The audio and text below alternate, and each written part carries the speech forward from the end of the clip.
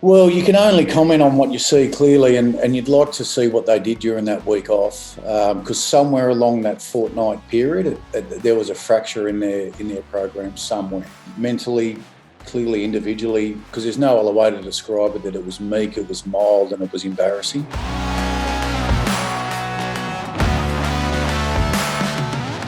We expected another close game between Port Adelaides and the Bulldogs. Port had won 7 in a row.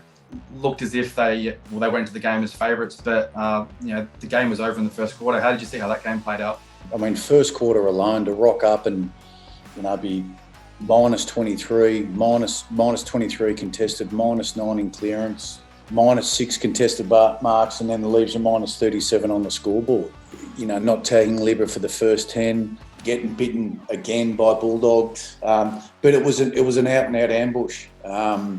And there's no other way to describe it, in my opinion. It was an ambush. They weren't ready. They didn't expect what was coming in a prelim, which beggars belief.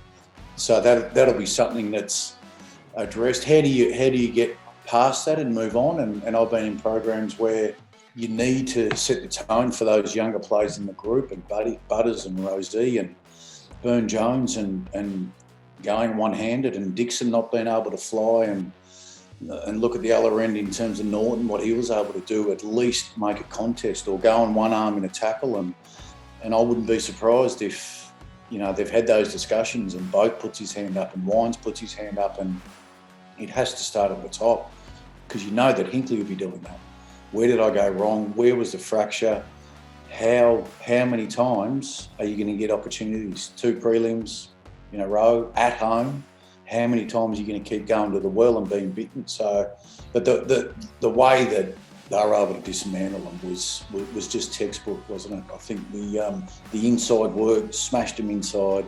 The ground ball was, they were minus 15, I think, first quarter. So they were nowhere Port, and they've got to wear that first thing into rectifying that is taking accountability, putting your hand up, getting them in. Here's the vision. This is uncomfortable, boys, but we're going to watch the game and we're going to analyse this 30 minutes for the first 2 hours, because there's no other way. You can't sugarcoat it.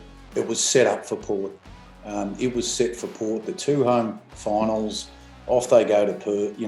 It was there. A bit like Brisbane last year with their 2 finals at home. So they're not going to get that again, or that opportunity again. But you think, and elite sporting organisations, they take accountability, they learn, and they need to educate. Rosie can't be doing that stuff that he's doing, and Butters can't. We know that you're tough and you put your head over it, but you can't be doing this stuff.